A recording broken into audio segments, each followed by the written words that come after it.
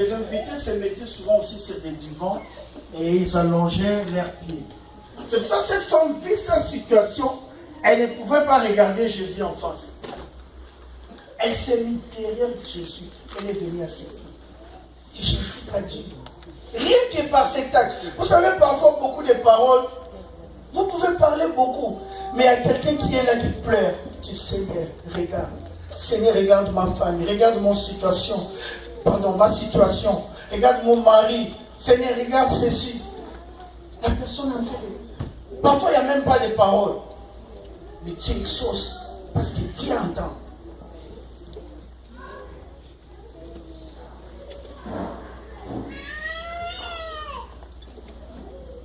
Cette femme arrive. Quand vous lisez cette thèse, vous allez voir au verset 50e, il y a un secret, il y a quelque chose. Jésus dit, ta foi t'a sauvé. À la fin, va en paix. C'est-à-dire la femme a été sauvée. La femme, elle dit, va en paix. Si elle est à moitié consacrée. Mais j'aime une version qui dit, parce que tu as cru en moi. Donc, cette femme, en d'autres termes, connaissait la parole de Dieu. Elle connaissait la loi de Moïse, les 5 livres de Pentateuque. Elle connaissait Genèse, Deutéronome, tout. Elle connaissait les prophètes. Elle avait la connaissance des versets. Quand Jean-Baptiste a envoyé ses disciples chez Jésus, allez demander à Jésus, est-il celui qui devait venir ou nous devons en attendre un autre? Allez dire à Jean, et les aveugles voient, les sourds entendent, les muets parlent, les boiteux marchent, les malades sont guéris, la bonne nouvelle est annoncée. Ce qui a été écrit dans les livres des prophètes sur moi, c'est accompli. Cette femme est au courant de la parole, parce que la foi vient de ce qu'on entend, et ce qu'on entend vient de la parole de Dieu. Quand elle a appris que Jésus dit, ah, c'est lui. C'est lui. C'est lui la parole personnifiée. Ma solution est là. Combien croient encore à la parole de Dieu? Ils viennent à l'église. Quand on prêche, cette parole c'est pour les frères tels. Là où le pasteur a dit, je connais ça, ça doit être pour cette maman. Des gens qui ont des stylos rouges dans leur cœur. Quand on dit, cette parole c'est pour la certaine. Donc pour elle, elle est distributeuse ou les distributeurs de paroles. Quand on dit quelque chose, ça doit être cette papa, ça doit être pour les pasteurs charmés. Ah bon? Et pour toi? Les gens ne croient plus à la parole. Bourrés de connaissances dans les églises. Dimanche après dimanche, mais les gens ne croient pas. Que dire des prophéties? Il y a des gens qui ont des sacs de prophéties, qui ont des conteneurs de prophéties chez eux, qui ont même des malles de prophéties. Il y en a même qui ont des cahiers. Mais qui ne croient pas? Pour eux. Parce que les gens sont devenus habitués avec des choses de Dieu. Jésus a dit, parce que tu as cru.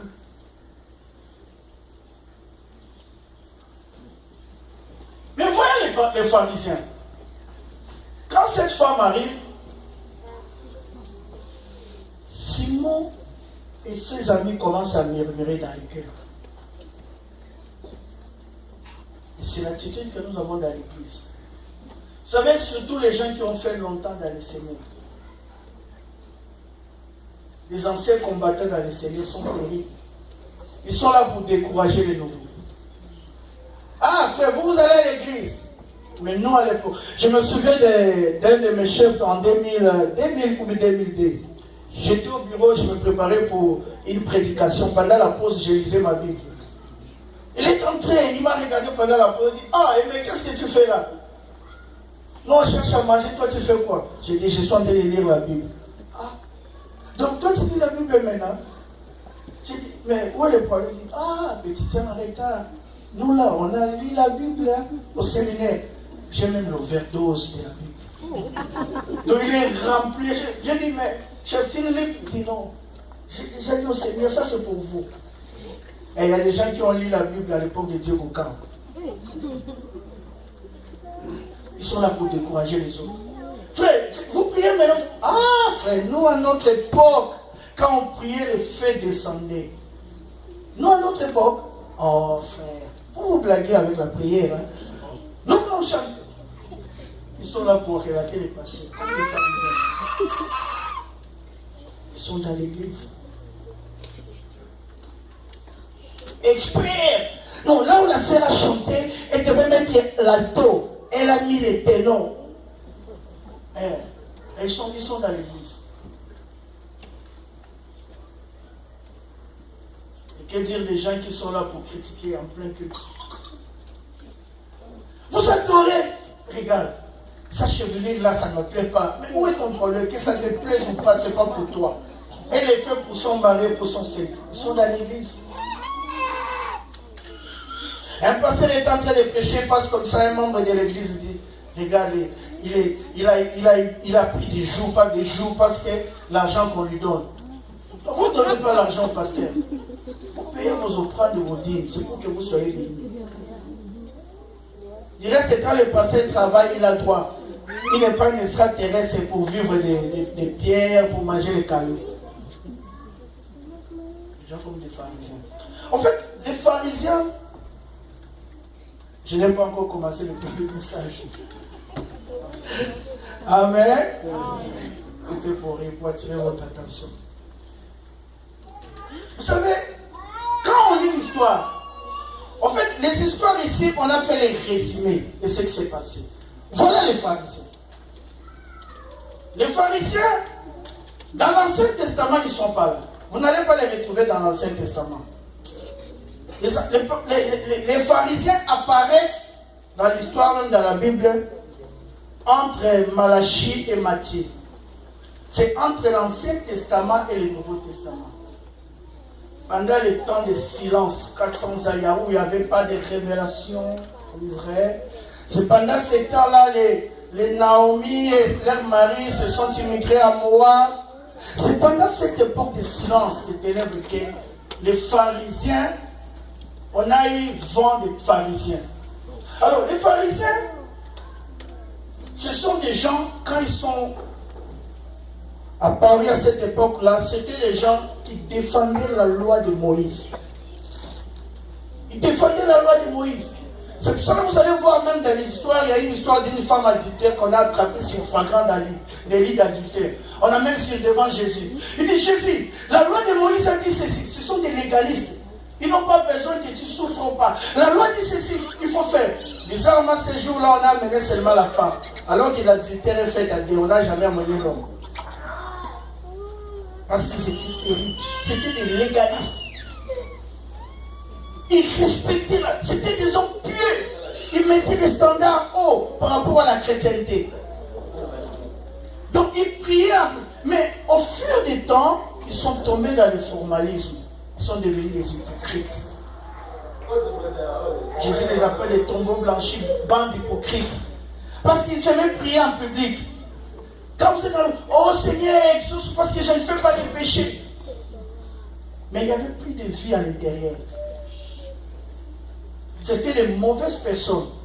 Et ils étaient devenus des opposants de Jésus. Luc, dans cette histoire, Luc les mentionne au moins 28 fois. Les pharisiens et les scribes.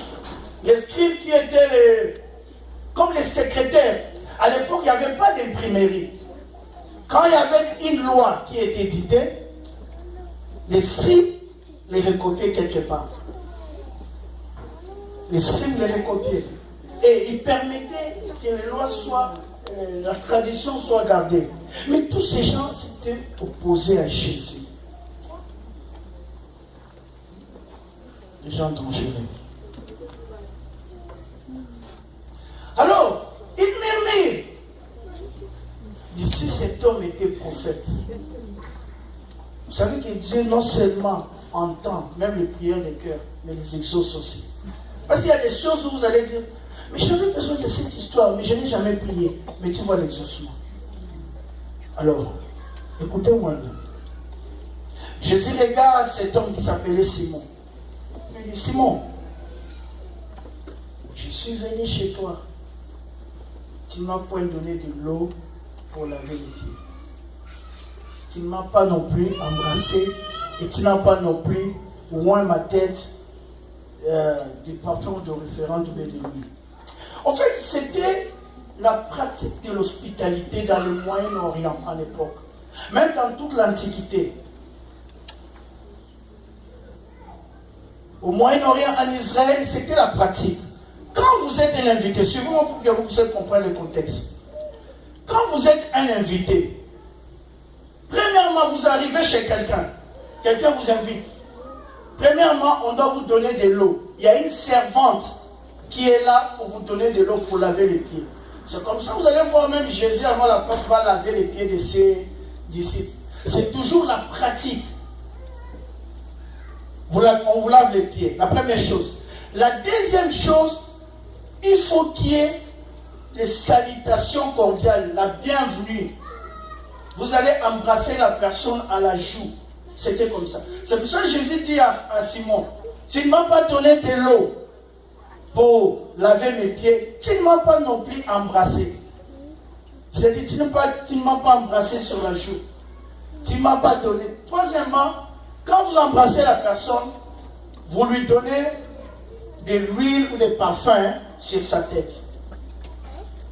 Et puis, la personne se met assis. Mais Simon n'a rien fait. Donc, vous comprenez, rien que par ces textes, vous allez comprendre que l'invitation que Simon a donnée à Jésus n'était pas de bon cœur. Parce qu'il n'a appliqué aucune règle d'hospitalité. C'était par contre, comme il était pharisien, il voulait trouver une erreur dans la personne de Jésus. Parce que c'était des ennemis. Et Jésus savait. Jésus était Dieu. Jésus savait que cette invitation n'est pas de bon cœur. Vous savez, il y a des gens qui font des choses parfois pour que les gens le voient. Tu donnes de l'argent pour que les gens te voient. Tu en auras pour ton compte. Dieu sait que tu donnes pour que les gens te voient. Tu ne seras pas béni. Tu fais quelque chose, tu bénis. Prions pour les frères Manix. Prions pour les frères. Pourquoi? Dans lesquels tu murmures. Dieu voit. Jésus savait que cette invitation n'était pas de bon cœur. Mais il était quand même allé. Bizarre. Je me suis dit, est-ce que moi, à la place de Jésus, vraiment, je sais que quelqu'un ne m'invite pas de bon cœur, je vais aller. Jésus savait. Mais il est allé. Mais il n'est pas allé pour Simon. Mais il est parti chez Simon. Parce qu'il avait un point de main. Il avait un rendez-vous de la destinée. Avec la femme. La chéresse. Jésus a envoyé l'invitation dans son cœur. Vous savez, il y a des choses qui peuvent bouillonner dans vos cœurs. Parce que tu parles dans les cœurs, tu parles dans les consciences des gens, même des gens qui sont loin de Dieu. Jésus savait, en réalité, Jésus avait rendez-vous avec Simon. En vérité, il avait rendez-vous avec la femme. Il savait qu'aujourd'hui, chez Simon, je serai, mais c'est la femme qui serait la personne bénie. Jésus le savait.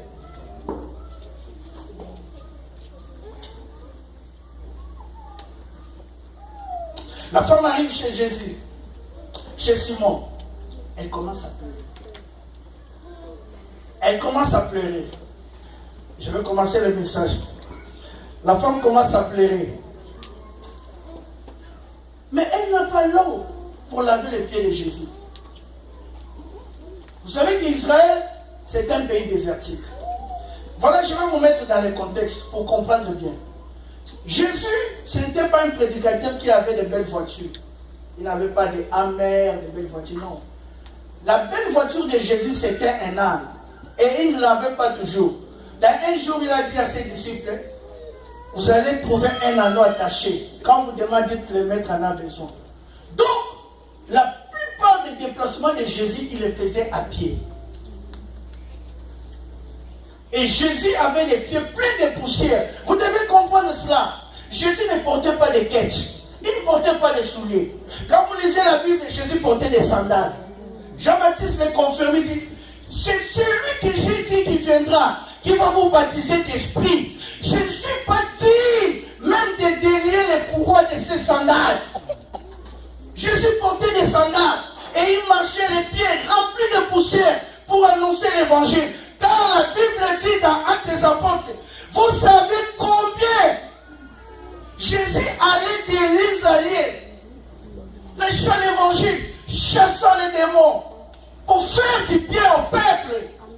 les faisait à pied, remplis de poussière.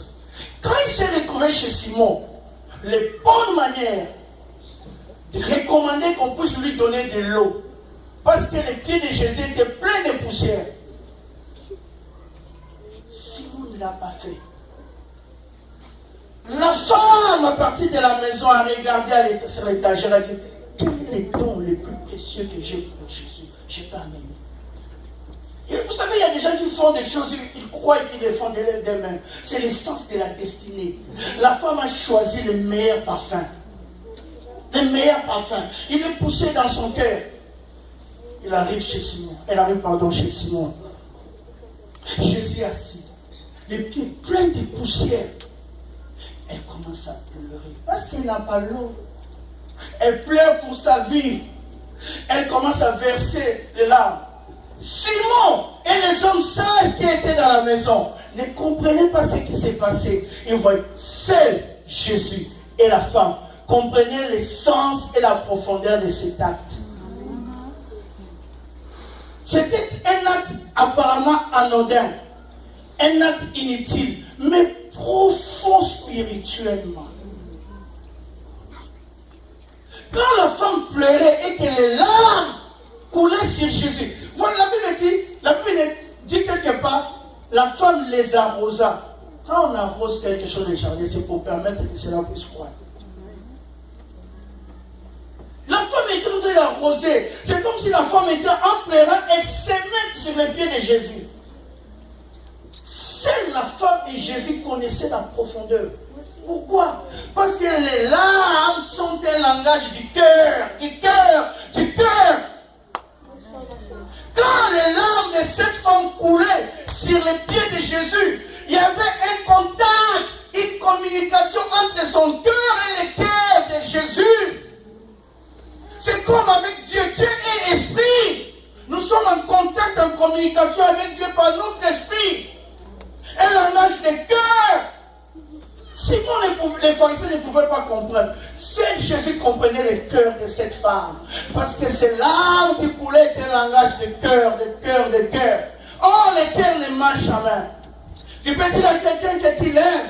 Ça, c'est la bouche. Mais ton cœur sait que tu ne l'aimes pas. Tu peux dire, je ne l'aime pas. Ça, c'est ta bouche. Mais ton cœur sait que tu l'aimes. Parce qu'on peut cacher la haine. Mais l'amour, on ne le cachera pas. Il va s'exprimer. Et c'est une expression d'amour. Ça coulait, ça coulait, ça coulait, ça coulait. Alors, écoutez ceci. Vous savez, les larmes, c'est par rapport à la culture aussi. Les pleurs.